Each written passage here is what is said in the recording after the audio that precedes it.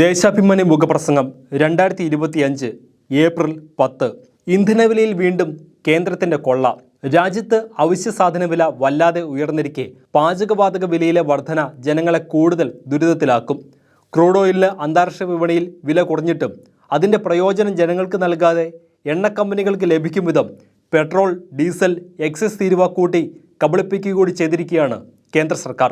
ഗാർഹിക ആവശ്യത്തിനുള്ള പാചകവാതക സിലിണ്ടറിന് ഒറ്റയടിക്ക് 50 രൂപയാണ് വർദ്ധിപ്പിച്ചത്.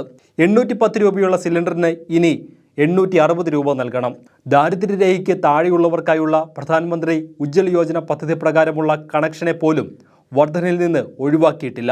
പെട്രോളിൻ്റെയും ഡീസലിൻ്റെ തീരുവ 2 രൂപ വർദ്ധിപ്പിച്ചു. പെട്രോളിന് 13 രൂപയും ഡീസലിന് 10 രൂപയും ഇനി തീരുവ നൽകണം.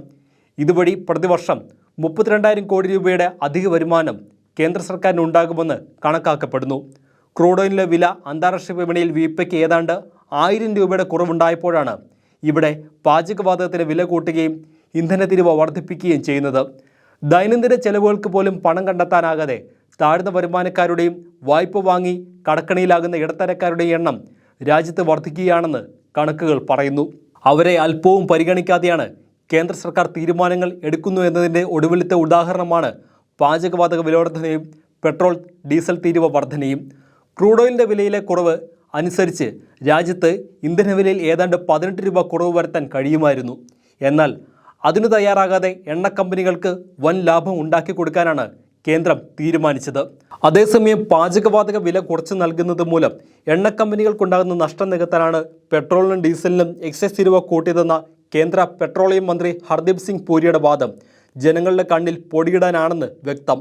പാചകവാതകം സബ്സിഡിയിൽ നൽകുന്നത് മൂലം ഇതുവരെ വിതരണ കമ്പനികൾക്ക് 43,000 കോടി രൂപ നഷ്ടമുണ്ടായെന്നാണ് പെട്രോളിയം മന്ത്രാലയത്തിൻ്റെ കണക്ക്. എന്നാൽ ക്രൂഡ് ഓയിൽ വില കുറഞ്ഞു നിൽക്കുമ്പോഴും ഇവിടെ ഇന്ധനവില അടിക്കടി കൂട്ടി എണ്ണ കമ്പനികൾ കുന്നുകൂട്ടിയ കൊള്ളലാഭത്തെക്കുറിച്ച് മന്ത്രാലയം മൗനം പാലിക്കുന്നു. BJP ഭരിക്കുന്ന സംസ്ഥാനങ്ങളിൽ ഇന്ധനവില കുറവാണെന്ന് പറഞ്ഞ് സങ്കുചിത രാഷ്ട്രീയം കളിക്കാനും ജനങ്ങളെ തെറ്റിദ്ധരിപ്പിക്കാനും മന്ത്രി ശ്രമിക്കുന്നുണ്ട്. ഇന്ത്യയിലെ പാചകവാതക വിലയും അന്താരാഷ്ട്ര വിലയുമായി തമ്മിലുള്ള വ്യത്യാസം പരിഹരിക്കുന്നതിനാണ് വിലവർധന എന്നാണ് മന്ത്രാലയത്തിൻ്റെ വിശദീകരണം.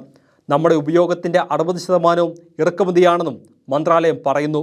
സബ്സിഡിയുടെ കുറഞ്ഞ വിലയ്ക്ക് പാചകവാതകം സാധാരണക്കാർക്ക് നൽകാനുള്ള ഉത്തരവാദിത്വത്തിൽ നിന്ന് സർക്കാർ പിന്മാറുന്നു എന്നാണ് മന്ത്രാലയത്തിൻ്റെ വിശദീകരണം നൽകുന്ന സൂചന. ആഭ്യന്തര വിപണിയെയും അന്താരാഷ്ട്ര വിപണിയെയും ബന്ധിപ്പിക്കുക എന്നതിനർത്ഥം അതാണ്. പാചകവാതക വിലയിലെ നഷ്ടക്കണക്ക് പറയുന്ന മന്ത്രാലയം ഇന്ധന വിൽപ്പനയിലൂടെ നേടുന്ന കൊള്ളലാഭത്തെക്കുറിച്ച് മിണ്ടുന്നില്ല. കച്ചവടത്തിലെ ധാർമ്മികത പോലും ഇക്കാര്യത്തിൽ കേന്ദ്രത്തിന് അവകാശപ്പെടാനില്ല. അമേരിക്കൻ പ്രസിഡന്റ് ഡൊണാൾഡ് ട്രംപിന്റെ വികല നയങ്ങൾ ലോകത്തെ സാമ്പത്തിക മാന്ദ്യത്തിലേക്ക് തള്ളിവിട്ടേക്കുമെന്ന ഭീഷണി നിലനിൽക്കെയാണ് കേന്ദ്ര സർക്കാരിൻ്റെ ജനവിരുദ്ധ നടപടി. ട്രംപിന്റെ പകരച്ചുങ്കത്തിന്റെ പ്രതിഫലനമായി ഇന്ത്യൻ ഓഹരി വിപണി തകർച്ച നേരിട്ട തിങ്കളാഴ്ച തന്നെയാണ് ഈ ജനവിരുദ്ധ തീരുമാനങ്ങളും വന്നത്. പകരച്ചുങ്കം വരുത്തിയേക്കാവുന്ന സാമ്പത്തിക തിരിച്ചടി നേരിടാനുള്ള ഒരുക്കമാണ് ഇന്ധന തീരുവയിലെ വർധനയെന്ന് വിമർശനം ഉയർന്നിട്ടുണ്ട്. പെട്രോളിയം മന്ത്രി അത് നിഷേധിച്ചിട്ടുണ്ടെങ്കിലും US ഭീഷണി നേരിടുന്നതിന് നടപടികളൊന്നും പ്രഖ്യാപിക്കാത്ത കേന്ദ്രം ആ ഭാരവും ജനങ്ങളുടെ മേൽ ചുമത്തുമെന്ന ഭീതിയുണ്ട്. ആഗോള സാമ്പത്തിക മാന്ദ്യ ഭീഷണിയും അമേരിക്കൻ നയങ്ങൾ ഇന്ത്യയിൽ സൃഷ്ടിക്കുന്ന പ്രത്യാഘാതവും സംബന്ധിച്ചുള്ള അവ്യക്തതയ്ക്കിടയിലും ജനങ്ങൾക്ക് മേൽ അധികഭാരം ചുമത്തുകയാണ് മോദി സർക്കാർ.